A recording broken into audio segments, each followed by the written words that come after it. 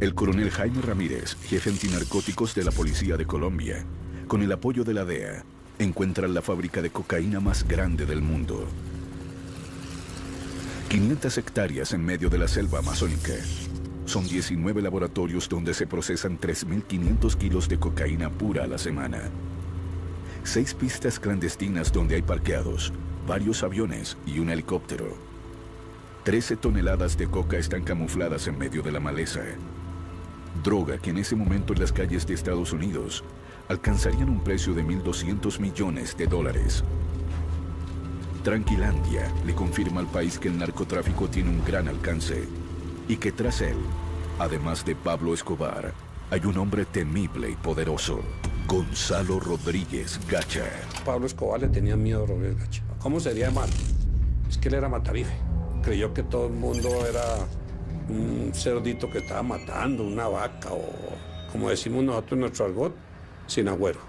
Yo creo que Rodríguez Gacha era un hombre mucho más rico que Pablo Escobar y que tenía una visión financiera mucho menos parroquial que la que tenía Pablo Escobar. Gacha era un asesino, Gacha era un asesino despiadado. Fue el socio violento que necesitaba Pablo Escobar para desatar toda esa etapa de narcoterrorismo que hubo en el país. Inclusive las cosas que ocurrieron en Bogotá por cuenta del narcotráfico eran de gente que estaba a las órdenes de Rodríguez Gacha. Si nosotros hacemos un análisis del mexicano y lo comparamos con Pablo Escobar, pongamos que el mexicano es un 10 y Pablo Escobar era un 3 o un 4. Entonces, no había comparación. Hombre, pues ya que soy una persona bastante humanitaria, yo veo que esto es una cosa bastante lamentable. Temido hasta por Pablo Escobar, ¿quién era finalmente Gonzalo Rodríguez Gacha, el mexicano? ¿Un capo de la droga? ¿El brazo armado del cártel de Medellín? ¿El hombre que más influyó en los carteles mexicanos? ¿Un psicópata? ¿Un instrumento del poder?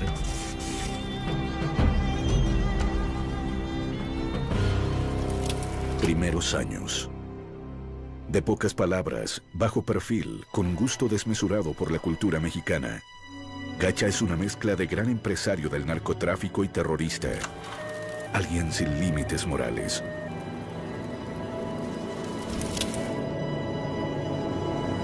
Nacido en una vereda de Pacho, Cundinamarca, Gacha se inclina desde muy joven por el delito. Lo que se puede saber es que nace en una familia humilde, de padres campesinos, y desde muy temprana edad comienza a dar señales de ser un muchacho muy vivo, que se roba la plata de la venta de los quesos de la familia y que quiere surgir, quiere salir de la pobreza. Apenas cumple la mayoría de edad, viaja a Bogotá, donde conoce al hombre que marcó su vida, Gilberto Molina, el gran zar de las minas de esmeraldas del occidente de Boyacá. Allí la guerra por las gemas está que arde desde hace más de una década y ha dejado casi 1000 muertes. Molina era el gran jefe de la zona minera. Le ha ganado la partida a los competidores por el control de las minas. Entra el contacto con las armas en el desarrollo de sus relaciones con la minería de las esmeraldas, que le va a permitir posesionarse, dado el carácter violento y su particular inclinación a resolver a través de las acciones definitivas, mortales, los conflictos que hay en el área minera. Intenta hacerse rico buscando esmeraldas, pero Gacha no quiere ser un subalterno. Quiere tener sus propias minas, su propia riqueza, su propio ejército. Y va a probar suerte a la costa atlántica, en plena bonanza de la marihuana. Son mediados de los años 70. Entre La Guajira y Santa Marta, la aduana de Colombia dice que hay 131 pistas clandestinas y puertos ilegales en los que se pueden cargar hasta 64 barcos con marihuana. La hierba viaja por el Caribe y llega hasta el sur de los Estados Unidos. Gacha trafica marihuana por poco tiempo. A Rodríguez Gacha nunca le gustó trabajar con marihuana porque era muy voluminoso el negocio y dejaba menos dividendos comparado con la cocaína. Muy pronto descubre que el gran negocio es exportar cocaína. Para entonces la pasta de cocaína viene de Perú y Bolivia y se refina de manera artesanal en el sur de Colombia. Luego es enviada en pequeños paquetes a Estados Unidos y Europa. Yo creo que en principio el aporte de Gacha fue traer la semilla de la coca a Colombia y empezar a producir 3 y hasta 4 cosechas al año en este país sin depender del suministro de Perú y de Bolivia. Cuando ellos descubren la mina, de cómo un kilo de coca que valía aquí en ese tiempo $1.000 y en Miami valía 15 y en Nueva York 20 y en el Japón 100, se encontraron un banco emisor ahí, porque es pura plata. Traen la semilla, siembran el territorio, particularmente los llanos orientales, el Caquetá, el Meta, Casanare, siembran los territorios del país con hoja de coca, producen en los laboratorios, en las cocinas, el alcaloide, lo trasladan a través de las rutas comerciales y lo colocan en los mercados de consumidores, lo que hace que el precio de la coca tenga un control único por quien lo está produciendo. Gacha convierte una empresa artesanal en una industria. La industria de la cocaína va creciendo lentamente en los territorios olvidados por los gobiernos colombianos, a donde llegan en masa campesinos sin tierra. El gobierno de Estados Unidos ya ve este como un nuevo frente de guerra. En 1973, el presidente Richard Nixon ha creado la DEA. La guerra de Vietnam ha terminado y Estados Unidos enfoca sus esfuerzos en la nueva guerra contra las drogas que proviene de América Latina. La cocaína es la nueva moda de los bares en Nueva York, Los Ángeles y Miami. La demanda crece y los cultivos y laboratorios también. La cocaína está de moda en Estados Unidos. La revista Newsweek publica un artículo en portada que glamoriza el uso de la cocaína. Dice que es como tomar vino. Eso hay que entenderlo para poder comprender por qué el cartel de Medellín, y en este caso Rodríguez Gacha, se vuelven muy poderosos. Porque hay una gigantesca nariz abierta en Estados Unidos consumiendo toneladas de cocaína o fumándose grandes hectáreas de marihuana. Guerra contra el Estado. En Colombia, uno de los primeros en entender el desafío que significaban los narcotraficantes fue el coronel Jaime Ramírez, un hombre valiente que se niega a aceptar que Colombia caiga en manos de ilegales. Ramírez está tras la huella de Verónica Rivera, la llamada reina de la coca, quien es la que conecta a Rodríguez Gacha con los que serían sus socios por el resto de su vida: el Clan Ochoa, Pablo Escobar y Carlos Leder, el grupo que la DEA bautizaría como el Cartel de Medellín. Yo creo que la relación entre Gacha y Escobar era una relación de respeto mutuo. Los dos sabían que eran asesinos peligrosos, traicioneros, que se podían hacer daño. Pablo Escobar era un narco que soñaba con ser presidente, que tenía toda una filosofía endeble, política, y Gacha se entendía a sí mismo como un campesino que no tenía aspiraciones políticas, sino que quería hacer plata y hacer lo que le diera la gana con ese dinero. Gonzalo Rodríguez Gacha para la DEA siempre fue el hombre más importante que existió en ese entonces, muchísimo más que Pablo Escobar. El mexicano era el número 1 para la DEA, era el objetivo principal. Para principios de los años 80, Rodríguez Gacha tiene una red de laboratorios en las inhóspitas selvas. Pero no está solo. Allí desde hace años tiene su imperio, las FARC. Una guerrilla de mediano poder en aquel entonces, ignorada en el centro del país, pero que maneja con mano de hierro la vida de miles de los humildes colonos que llegan a la selva tras un nuevo dorado, la coca. Ya son 4.000 las hectáreas cultivadas. 20 años después, al finalizar los 90, serían 150.000. Para ese entonces, las rutas de la coca en el Caribe, que maneja Carlos Leder desde el Cayo Norman, en las Bahamas, son asediadas por la DEA. Rodríguez Gacha entonces, con su hambre de poder, mira hacia México, donde prevé está el futuro del narcotráfico. Pero en realidad lo que pasó es que los Estados Unidos logró bloquear la vía del Caribe, marítima y aérea, para acceder a Estados Unidos con droga enviada directamente desde Colombia. Y fue a partir de ese momento que los embarques de droga empezaron a salir por el Pacífico a Centroamérica y a México, que obviamente es mucho más difícil de cuidar porque es una frontera viva gigantescamente larga y pasa tanta gente que es mucho más difícil controlarla. El cartel de Sinaloa, controlado por Félix Gallardo, estaba interesado en diversificarse. Ellos dependían, a mediados de los 80, dependían mucho de la marihuana, pero no tenían un suministro constante de cocaína y tenían toda esta frontera inmensa con Estados Unidos para pasar la droga.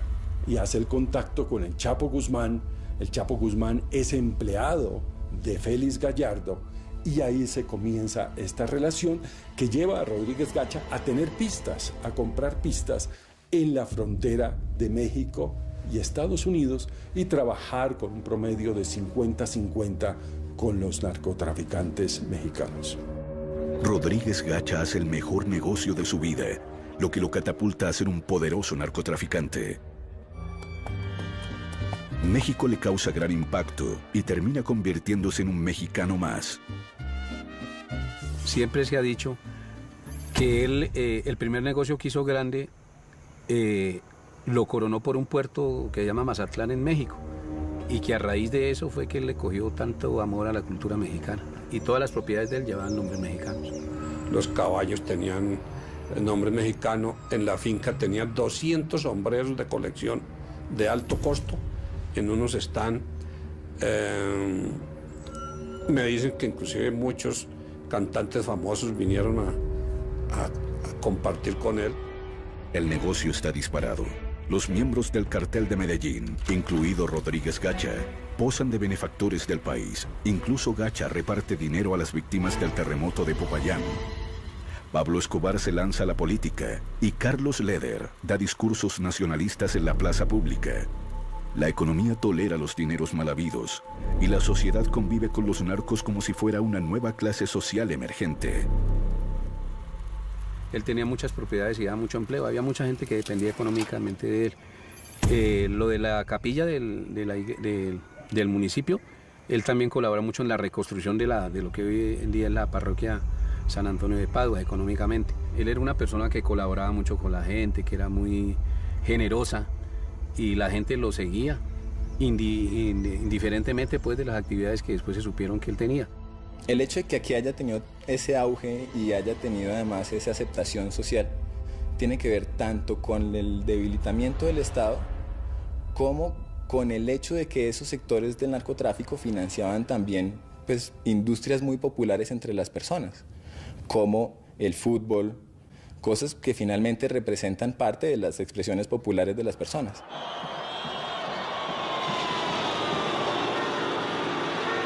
Gacha compra a Millonarios, el equipo de fútbol más popular de Bogotá, y el negocio se celebra con un clásico contra Santa Fe, en Pacho, el pueblo del mexicano. Cuando vino Millonarios, me acuerdo que la pretemporada la hicieron acá en Pacho. Me acuerdo del Toro Funes que vino, me acuerdo de Godoy, de Vivalda.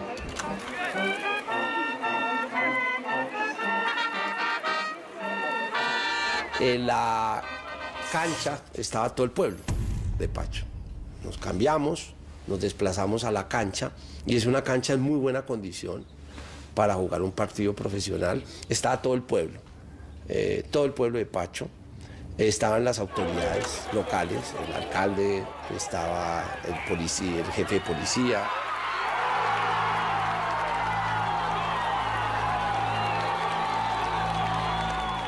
Solo un puñado de hombres ven en los narcotraficantes un peligro para la sociedad. Luis Carlos Galán ha creado el nuevo liberalismo y uno de sus líderes más importantes, Rodrigo Lara Bonilla, entiende la amenaza que significa esta naciente mafia. Es tan extremo que si usted observa las casas en el país, va a encontrar que los colombianos han tenido que volver cárceles sus casas. Lara y Galán saben que no se trata solo de dinero y corrupción. Ven el potencial violento de los carteles. Claro, porque inmediatamente pues detectó algo que era muy visible, que era muy notorio, y fue pues la infiltración del narcotráfico en el fútbol, digamos, como una forma primero de lavar dinero y como una forma también para ellos de montar una industria. En ese entonces, naturalmente, salieron defensores de los equipos, defensores de esas estructuras mafiosas, a decir que, pues, que era un loco, que cómo podía acusar al fútbol colombiano, un juego del pueblo, de estar infiltrado por el narcotráfico. En 1982, Lara Bonilla se convierte en el ministro de Justicia del gobierno de Belisario Betancur, y desde allí empieza su combate al narcotráfico de la mano del coronel Jaime Ramírez. Jaime Ramírez se convirtió en la mano derecha tanto del embajador como del representante de la DEA, y son ellos los que después fraguan la relación con la persona que necesitaban en ese momento en el gobierno, que era Lara Bonilla. Lara, apoyado por la información que Ramírez le brinda primero, denuncia la presencia de narcotraficantes en el fútbol.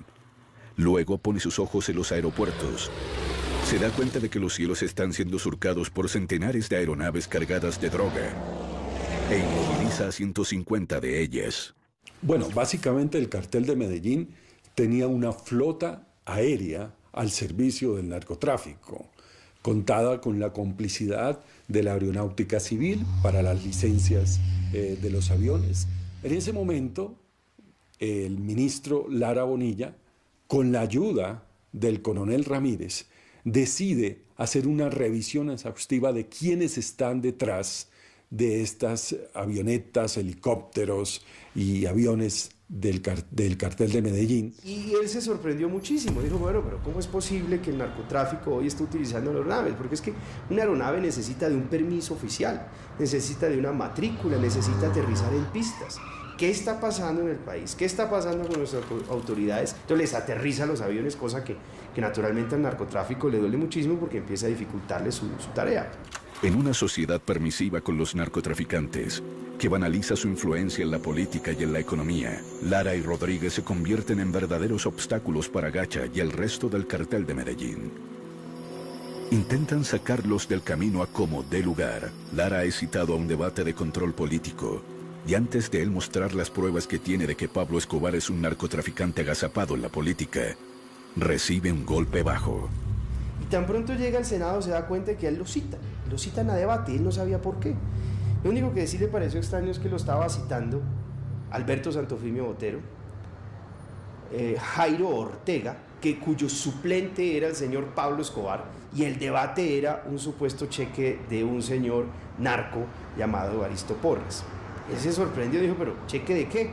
Y él dijo, pero yo no entiendo. Primero, esto es un cheque supuestamente dirigido a mi nombre y endosado, pero ¿cómo voy yo a endosar un cheque con un número de cédula mal? No es mi número de cédula. Yo creo que fue un complot, mire. Yo no tengo la menor duda que fue una trampa que le pusieron a Rodrigo. Trataron de derrumbarlo, no solamente los narcos, sus adversarios políticos, porque era un hombre políticamente muy vehemente. Y tenía, pues era una carrera muy promisoria. Se trata de una escalada del narcotráfico que hoy busca la salida de un ministro del gabinete porque lo considera... Es un golpe demoledor para Lara, fraguado por el cartel de Medellín para desprestigiarlo. Su partido le abre una investigación ética. Eso era increíble. O sea, y quedó de investigador a investigado, se transformó y él perdió esa batalla. Él se sentía que lo dejaron solo, los Galán, Luis Carlos Galán lo dejó solo, todos. Sin embargo, la lucha sigue. Lara con Ramírez y la DEA se preparan para demostrarle al país que el narcotráfico es mucho más peligroso de lo que se piensa. Hay que tener en cuenta que teníamos aquí en Colombia un embajador muy cercano al presidente Ronald Reagan, un soldado de Reagan, es Lewis Dams, y él llega con una obsesión a Colombia, que es quién produce los precursores para procesar la cocaína. Y se da cuenta que en el mundo hay solamente 7 empresas, y se da cuenta que el 90% del éter que entra a Colombia se usa para el procesamiento de cocaína. La DEA está dispuesta a seguir la ruta del éter para encontrar los laboratorios donde se produce esta industrialmente. Estos señores le ponen a las canecas de éter unos beepers con unas antenas que van camufladas en la parte exterior de las canecas. Son 3 beepers. El cargamento sale de New Orleans, llega a la finca Veracruz, propiedad de los Ochoa, y de ahí sale a el sur de Colombia, a Caquetá. Tras la pista del éter, la policía hace una operación a la que no asiste Ramírez y se hace un decomiso gigante en las selvas del Yarí, 1,5 toneladas. Pero algo extraño ocurre al día siguiente. Resulta que a un tío mío se le acercaron unos oficiales de la policía y le dijeron que unos señores les habían pedido que le dijeran a mi papá que sacara a su gente de allá y que le ofrecían lo que él quisiera. Entonces él sospechó. El hecho que intentaran sobornar a Ramírez fue un indicio para Ramírez de que quedaba más droga por incautar. Entonces él se fue para allá en un helicóptero pequeño con un piloto y un escolta y aterrizaron, y hasta ese momento fue la cantidad de droga, cocaína pura, más grande que se había cogido en Colombia, y él empezaba a ver que había muchos más laboratorios, que lo que pasa es que estaban camuflados entre la selva. Yo creo que Tranquilandia es el comienzo de todo, y es el comienzo de la gran tragedia nacional que hemos vivido en los últimos 30 años. O sea, ahí arrancan los grandes problemas del país. El gigante complejo industrial de cocaína se llama Tranquilandia, pues los narcotraficantes jamás pensaron que sería descubierto. Tranquilandia permite conocer por primera vez a Gacha, un hombre tan poderoso como Pablo Escobar en el cartel de Medellín. Y entre el 78 y el 82, ¿qué ocurrió? Que narcos que antes eran artesanos de la cocaína se volvieron tal vez los hombres o hacían parte del club de hombres más ricos del mundo. Y naturalmente estas personas, con esa concentración de poder, dan el salto siguiente, y es tratar de convertir a Colombia en una narcodemocracia. Días después del ataque a Tranquilandia, Lara Bonilla se reúne con su hermana en Neiva y le dice: no se puede imaginar el nivel de filtración que tienen los carteles en la política en este país. Digamos, llega y hace un allanamiento a la gerencia de este complejo, pues se encontró con una contabilidad, y según contaba él, lo que encontró en Tranquilandia estremecería al país. La guerra del narcotráfico apenas comienza. Yo creo que en ese momento de Tranquilandia el país estaba acostado con el enemigo. El hallazgo de Tranquilandia deja enfurecidos a los miembros del cartel de Medellín, pero especialmente a Rodríguez Gacha, quien empieza laboriosamente a organizar el atentado contra Lara Bonilla. Él citó un día al coronel Ramírez. Dijo: coronel, tengo información muy seria de que hay un plan para asesinarme. Si a mí me asesinan, yo quiero que usted sepa que los responsables de ese crimen son los dueños de las avionetas y del helicóptero que incautamos en Tranquilandia. 54 días después del golpe a Tranquilandia, Rodrigo Lara Bonilla es asesinado. Abrí campo a la izquierda y me volé. De repente sentí una explosión. Alcancé a ver por el espejo y vi al ministro como acostado en el asiento. El asesinato desencadena de parte del gobierno la temida extradición a Estados Unidos. Colombia entregará a los delincuentes solicitados por la comisión de delitos en otros países para que se les castigue de manera ejemplar. El cartel de Medellín declara que prefiere una tumba en Colombia que una cárcel en Estados Unidos. Con los extraditables la guerra será a muerte. El cartel de Medellín tampoco le perdona al coronel Ramírez el hallazgo de Tranquilandia. Está al acecho de él y su familia, que son fuertemente custodiados por la DEA.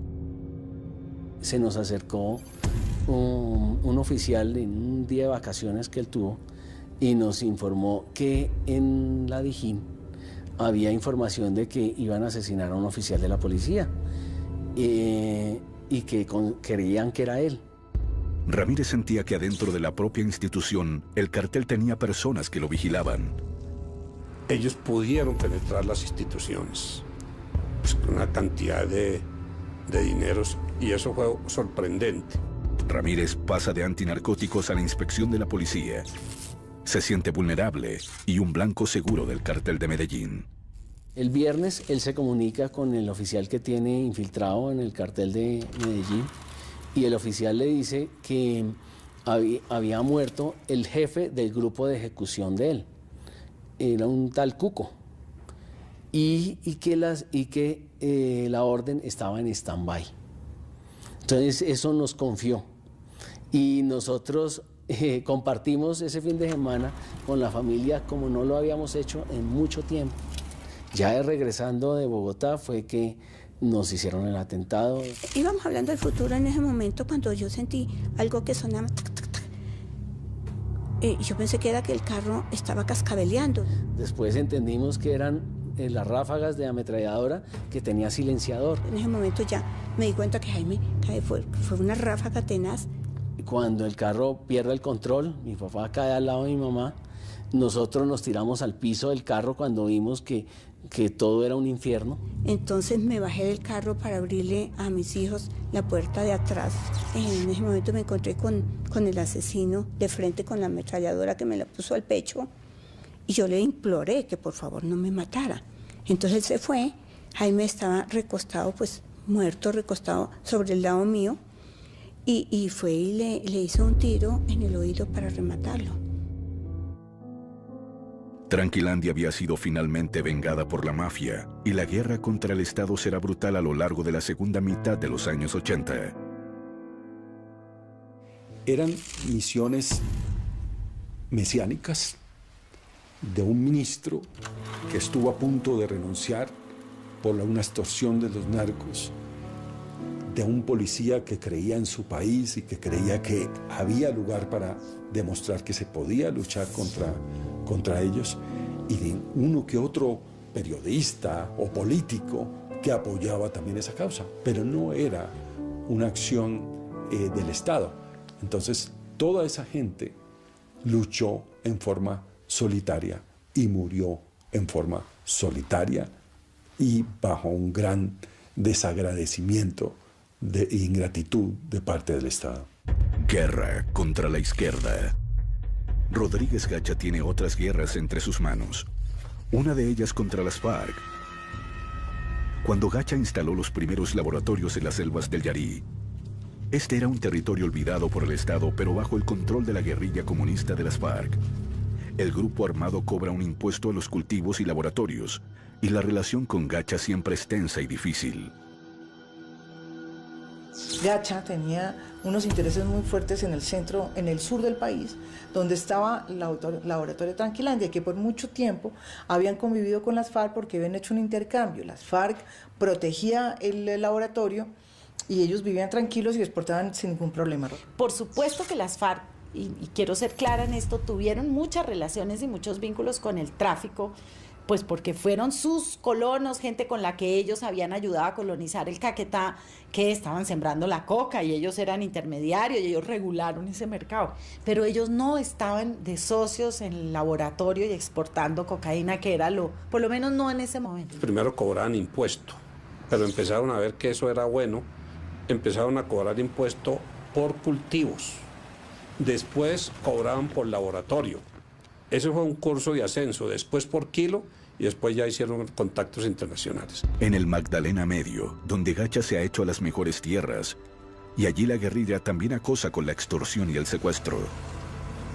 En 1981, la guerrilla del M-19 secuestra a la hermana de uno de los miembros del cartel de Medellín, Marta Nieves Ochoa. El cartel funda un grupo paramilitar en Puerto Boyacá, donde Gacha ha comprado inmensas tierras. El MAS, muerte a secuestradores. Así comienza una de las etapas más nefastas de la historia reciente de Colombia, la de las masacres y el exterminio.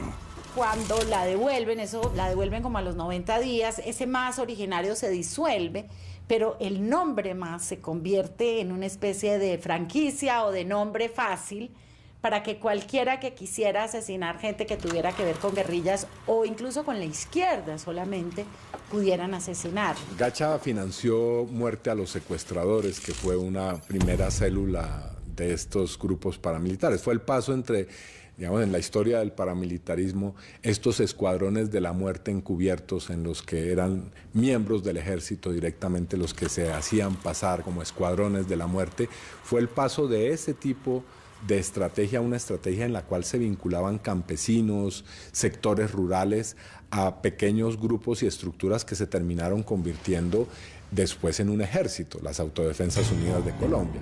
Pero bueno, Gacha hizo parte de todo ese proceso. El mexicano intenta hacer acuerdos con las FARC, pero no lo logra. Por el contrario, estos atacan algunos de sus laboratorios. Jacobo siempre se opuso al narcotráfico. A él no le importaba que se cobrara el famoso gramaje, que era este impuesto que se cobraba por la coca, pero lo que sí estaba totalmente en contra era que se entrara en el negocio, que las FARC se metiera.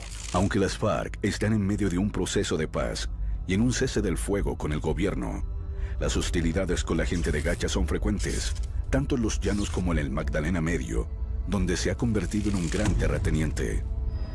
Pero allá es diferente a las selvas del Yarí. En el Magdalena Medio están en juego grandes haciendas ganaderas, riqueza y el poder político de sus aliados.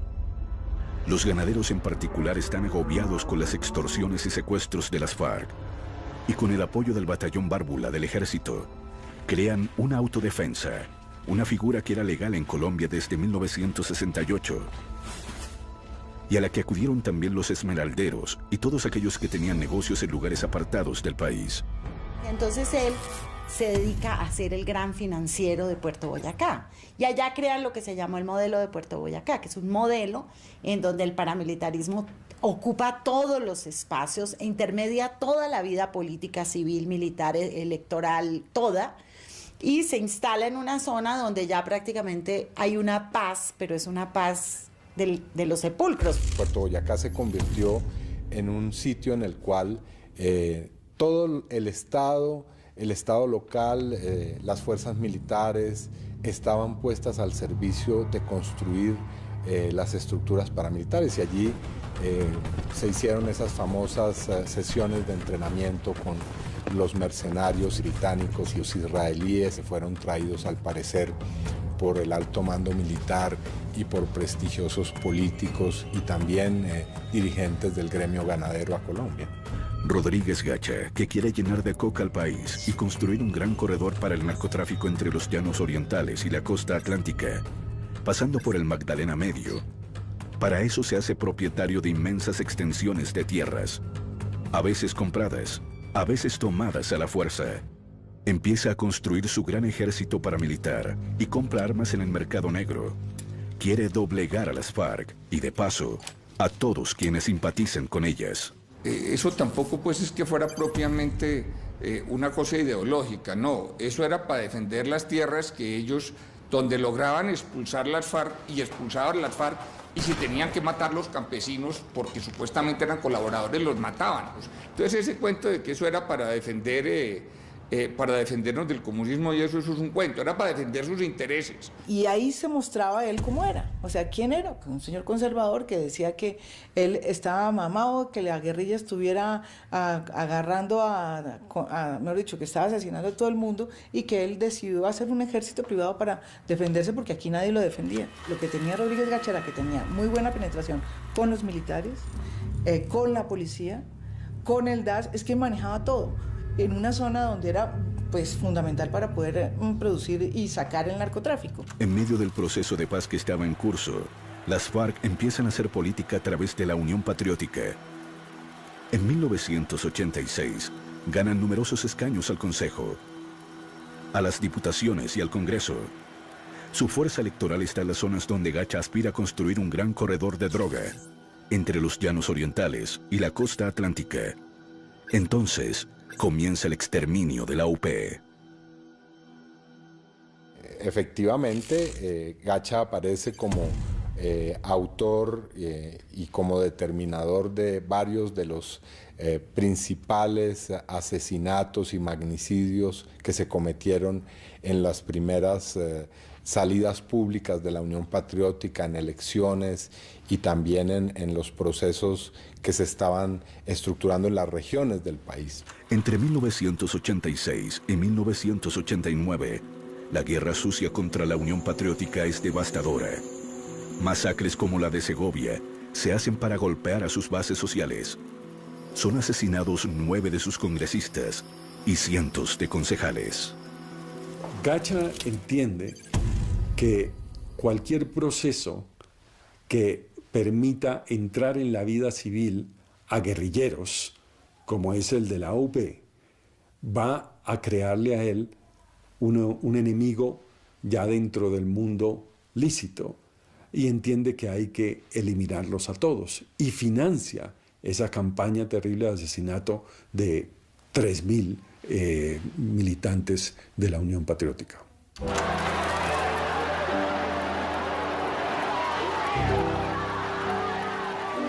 En 1987, el proceso de paz, ya en manos del presidente Virgilio Barco, está en crisis. Las FARC rompen la tregua y semanas después, Gacha ordena la muerte del candidato presidencial de la UP, Jaime Pardo Leal, un carismático abogado de centroizquierda.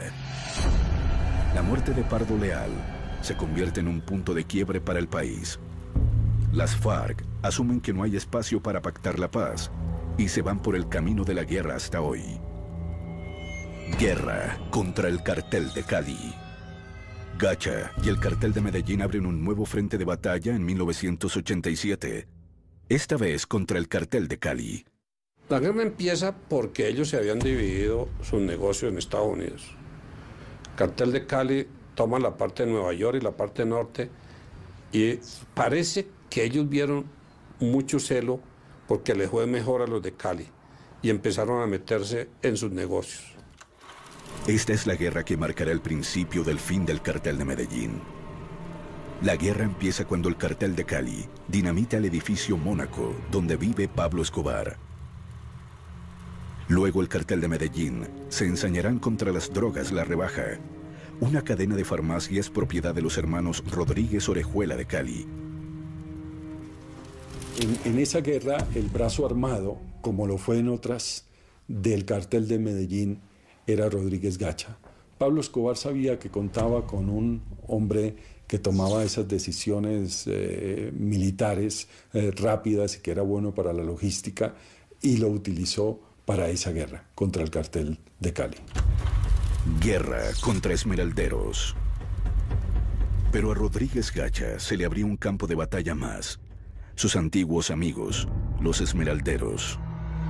Rodríguez Gacha soñaba con crear un corredor que le permitiera sacar la droga por los llanos orientales hacia las costas, y para eso tenía que pasar por el terreno de Víctor Carranza, el gran zar de las Esmeraldas. No quiere que su zona se contamine con el negocio de la droga, entonces Víctor Carranza cree que le puede dar un contentillo a Rodríguez Gacha vendiéndole una propiedad, una mina en esta zona para tenerlo tranquilo. Pero Rodríguez Gacha no quiere eso, quiere todo. Esta guerra es tan feroz que Gacha termina por asesinar a su mentor, Gilberto Molina, en 1989. Una masacre en Sasaima donde mueren 20 personas, además del hombre que le enseñó a Gacha el poder de las armas. Gacha tiene abiertos 4 frentes de batalla: contra el Estado, las FARC, el cartel de Cali y contra los esmeralderos. Necesita hombres, entrenamiento y armas.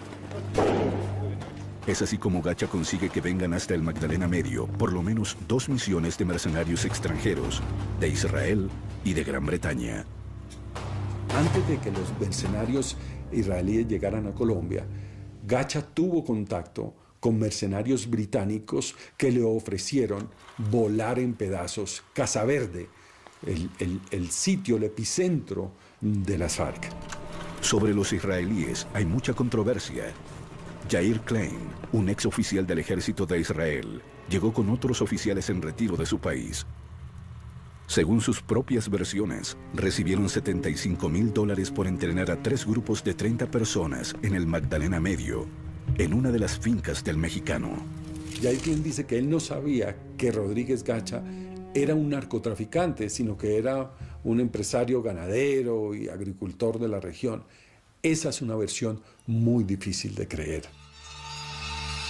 Meses después de que Klein y sus hombres entrenaran a los paramilitares del Magdalena Medio, se produjo una ola de masacres como jamás las había visto Colombia.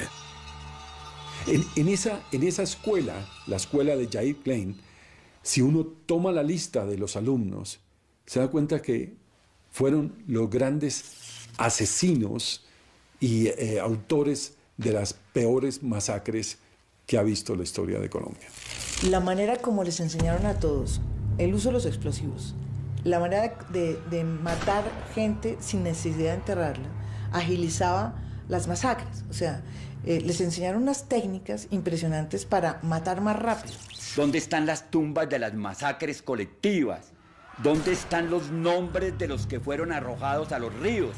De los que fueron consumidos en fosos de caimanes y de cocodrilos que se construyeron para eso. Es decir, el imaginario de la criminalidad narco-paramilitar y narcoterrorista es absolutamente para espantar, para llenar de terror, porque ese era el propósito, construir el terror y gobernar y controlar el territorio desde el terror, administrando económicamente el miedo. En ese momento Colombia se suma en el periodo más aterrador de su historia. Los narcotraficantes tienen dinero, muchas armas, redes de cómplices en todos lados y ningún escrúpulo para matar. No solo han matado a Lara, sino a Lou Murtra, al procurador Carlos Mauro Hoyos, y vuelan la sede del DAS, que alberga a uno de sus archienemigos, el general Maza Márquez, a quien acusan de estar trabajando de la mano del cartel de Cali. La mafia de Cali quiere evitar un golpe mortal contra sus familias y para ello necesitan infiltrar al cartel de Medellín. Necesitan la cabeza de Gacha.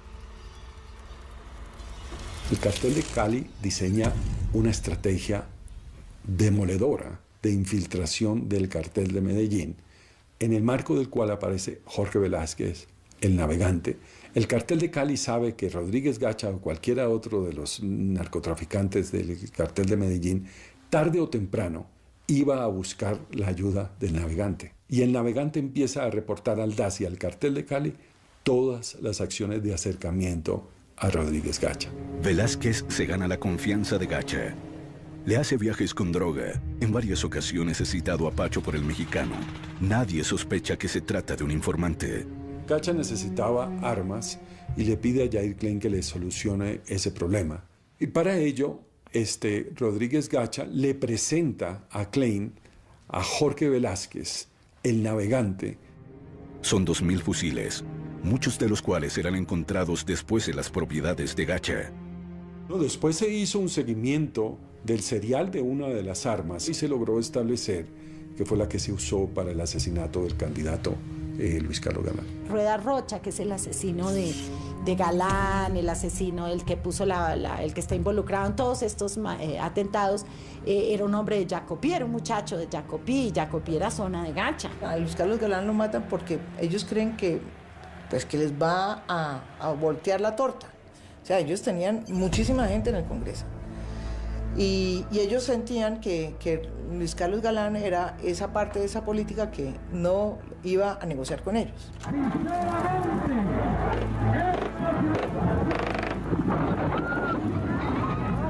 Lamentamos informar a los colombianos, el precandidato liberal Luis Carlos Galán Sarmiento ha fallecido. Efectivamente, el clímax de una serie de hechos terroristas que tiene sumido al país en la peor crisis de su historia es el asesinato de Luis Carlos Galán.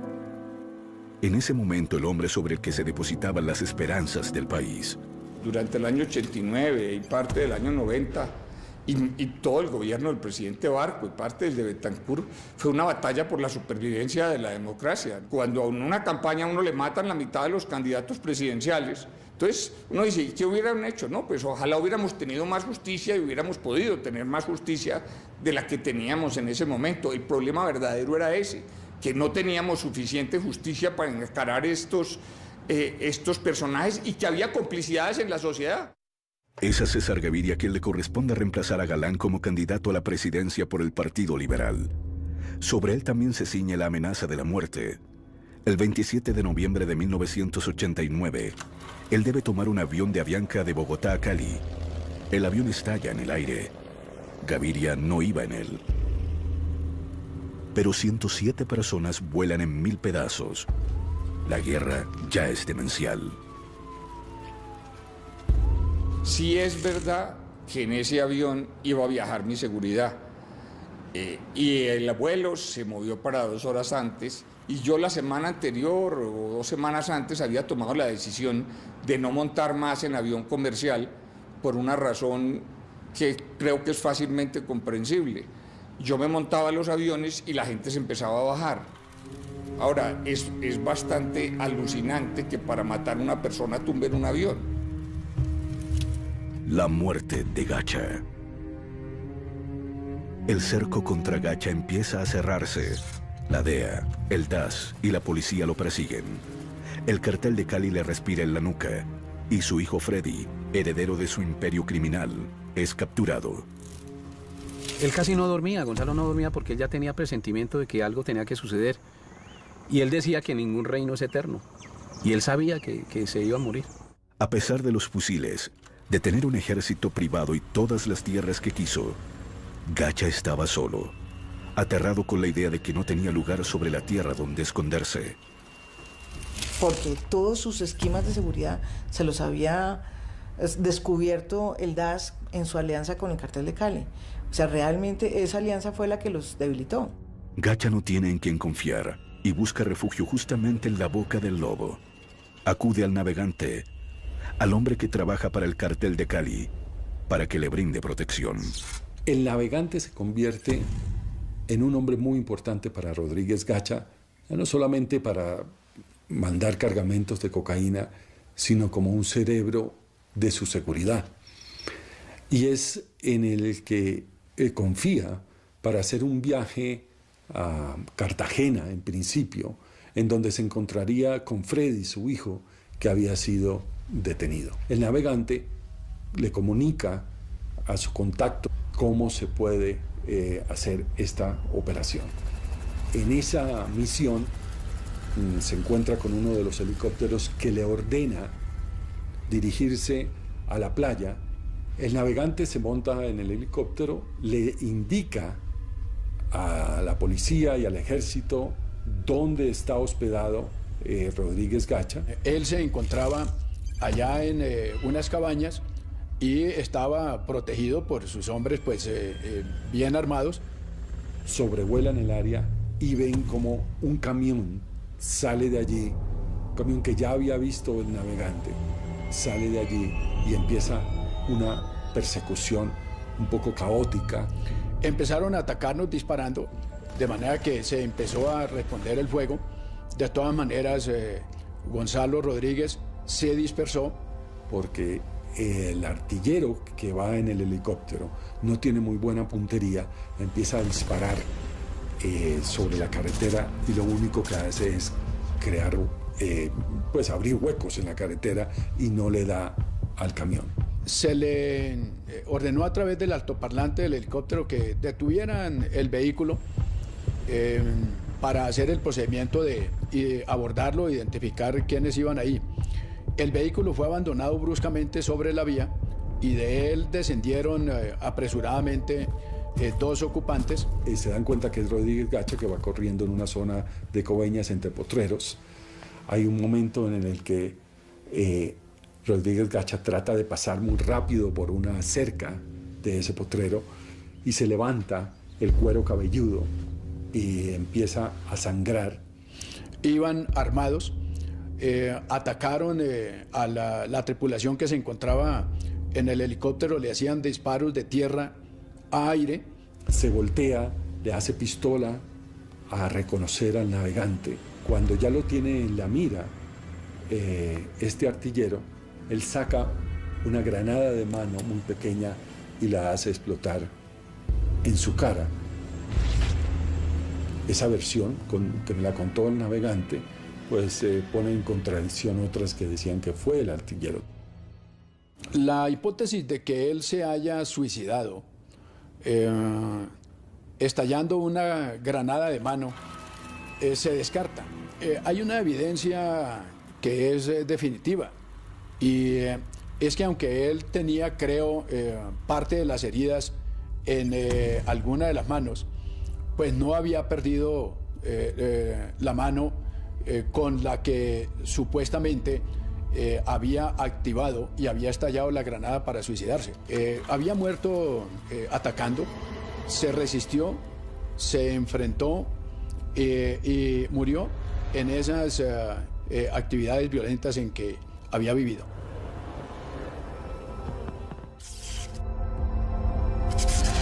Gonzalo Rodríguez Gacha murió el 15 de diciembre de 1989, a sus 42 años. Dejó un legado de muerte que retomarían los paramilitares a través de las Autodefensas Unidas de Colombia. Gacha y su herencia de muerte. Sus víctimas se cuentan por miles y Colombia no logra todavía entender por qué produce personajes como Gacha, ni por qué el narcotráfico ha sido tan persistente. Yo tengo la teoría que todos estos personajes fueron producto de las circunstancias. Yo he entrevistado a muchos de estos paramilitares, narcotraficantes, y yo siento que es gente que donde les tocó vivir en un país donde se normalizó matar, se normalizó hacer unas maldades terribles, y que quizás si esa misma persona nace en otra circunstancia, jamás se le ocurre volverse un monstruo, ni un asesino, ni un psicópata.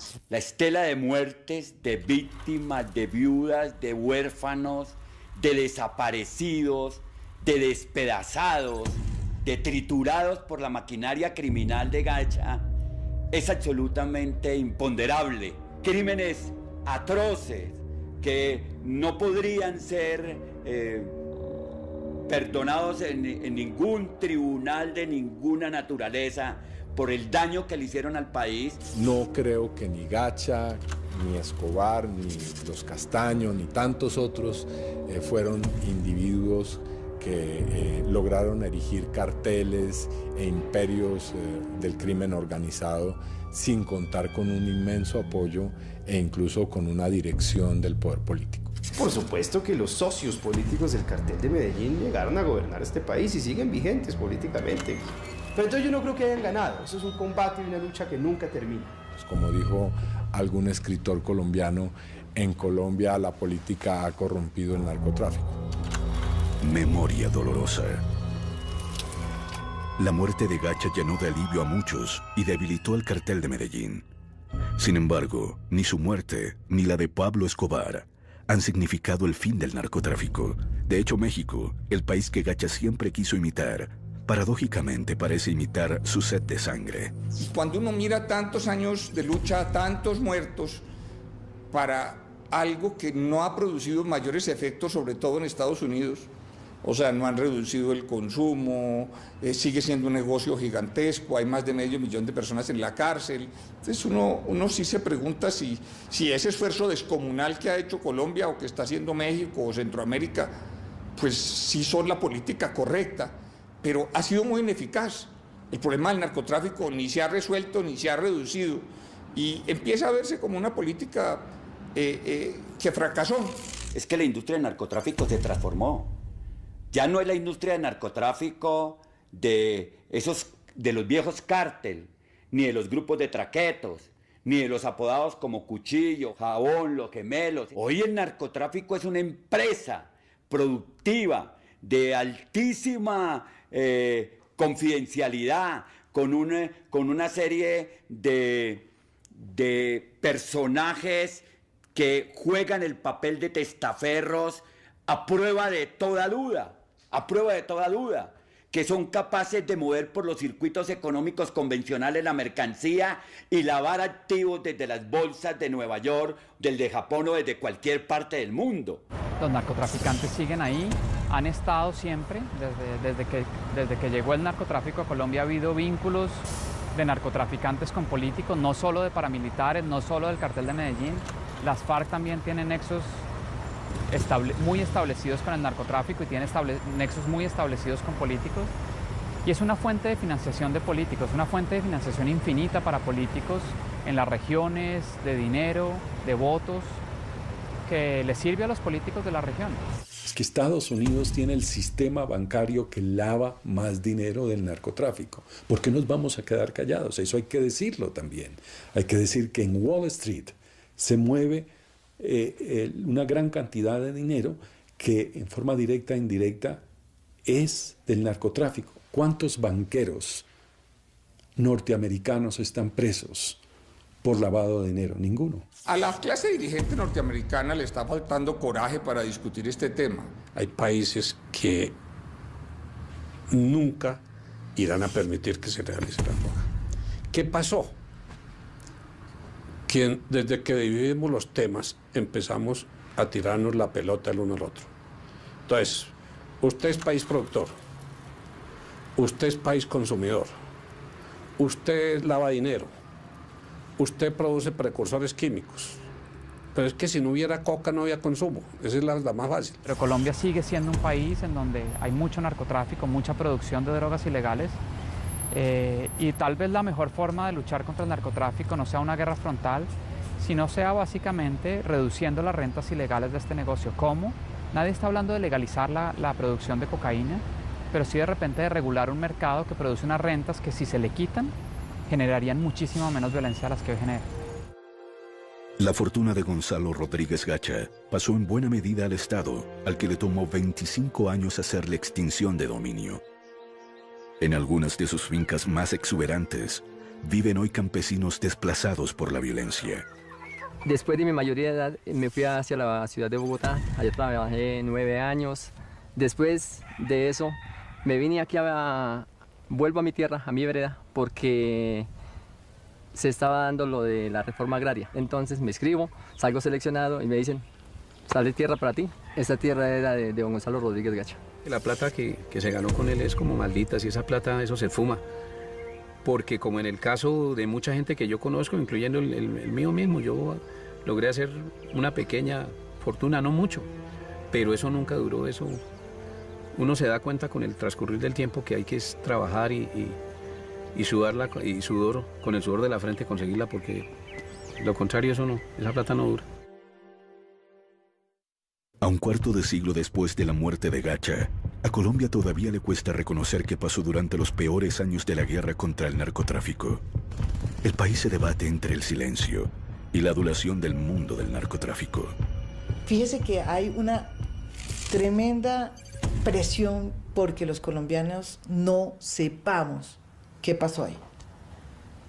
Y porque las personas que están vivas no sean capaces de decir la verdad. O sea, no hemos podido saber la verdad. Yo creo que en Colombia hay una tendencia a romper los espejos para que no se refleje la realidad. Y a la gente le molesta que se la cuenten de una manera cruda. Es que lo hemos repetido ya varias veces. Aquí se han acabado organizaciones al margen de la ley muy violentas y han vuelto a renacer varias veces. O sea, entonces, ¿por qué? Porque cometimos los mismos errores y no entendimos el problema político de fondo, porque siempre creemos que son problemas de otra índole. Pero en general es una historia que la gente quiere ver de reojo, no la quiere confrontar porque sabe que es una vergüenza para su país que su historia la hayan movido durante tanto tiempo estos personajes crueles y sin ninguna moral. Que ahora llega el tiempo de los buenos. Yo creo que ahí es donde se puede hacer un equilibrio de por qué es más importante el coronel Ramírez que Rodríguez Gacha y que Pablo Escobar. ¿Por qué el coronel Franken? ¿Por qué todos los muertos? Todos que hemos sacrificado nuestra libertad, nuestra felicidad a veces, que nos escuchen. La vida de Gonzalo Rodríguez Gacha, el daño que hizo, las secuelas de sus crímenes, han inspirado una serie de televisión producida por Fox Internacional, basada en la investigación de Gerardo Reyes y los libretos de Mauricio Navas, Gustavo Salcedo y Catalina Palomino.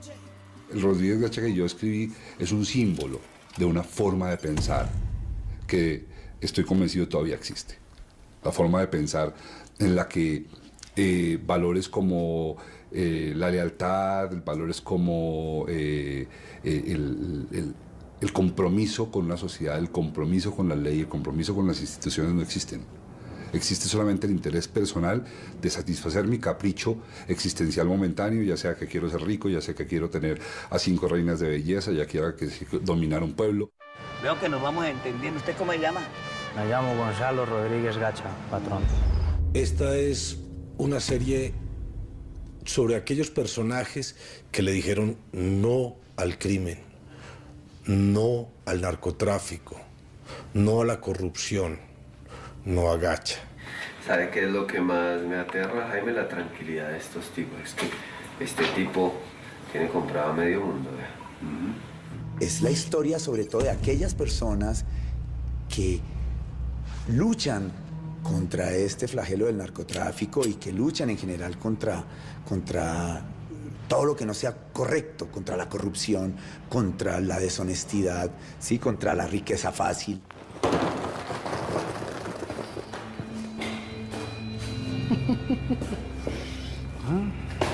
¿Cómo la vio? Así de sencillo. Desde el libreto mismo se ha tenido cuidado de no mitificar un personaje como Gacha. Contar la historia de este personaje que es muy atractiva, ¿sí? De una manera que permita ser leído por el espectador como lo que es, un bandido. Así nos gastemos una fortuna, vamos a acabar con ellos. La historia que todo colombiano debe conocer. Todos esos que me miran desde arriba, me van a mirar desde el piso. El canal RCN te trae otra gran superproducción, alias El Mexicano, con Flora Martínez, Rafael Novoa, Juan Sebastián Calero, Carolina Gaitán, Toto Vega, Nicolás Rincón, Manuela González, Fabio Rubiano, alias El Mexicano. Gran estreno, mañana a las 9 de la noche. Después de protagonistas de nuestra tele en sus últimos días. Entonces la historia de Gonzalo Rodríguez Gacha y de un señor que se llama Jaime Ramírez, que él era un policía de investigaciones, un tipo muy inteligente, un tipo que llegó a ser nuestro como pionero en la investigación. Créame que cuando yo hablo también de ese tema me miran como si fuera un bicho raro que hubiera bajado de una nave extraterrestre. Mira, tú te metes a internet y encuentras muchísima información acerca de Pablo Escobar y toda esta gente y Gonzalo Rodríguez Gacha, pero entras a buscar información acerca, digamos, de Jaime Ramírez y encuentras apenas, creo que una página. Eso viene de casa. Jaime Ramírez Gómez creía en la institución, creía en ser un buen policía, creía en hacer las cosas correctamente, paga. De verdad la felicito, ojalá todos los colombianos fuéramos como usted. Buenas noches. Y ojalá todos los policías fueran como usted. Yo le digo a un niño, ¿usted sabe quién es el coronel Ramírez? ¿Usted sabe quién era Rodrigo Lara? Pero le preguntas quién era Pablo Escobar o quién era Gacha y saben. Entonces, eso duele, lastima y uno dice, uy, ¿dónde estamos? ¿Qué nos está pasando, por favor?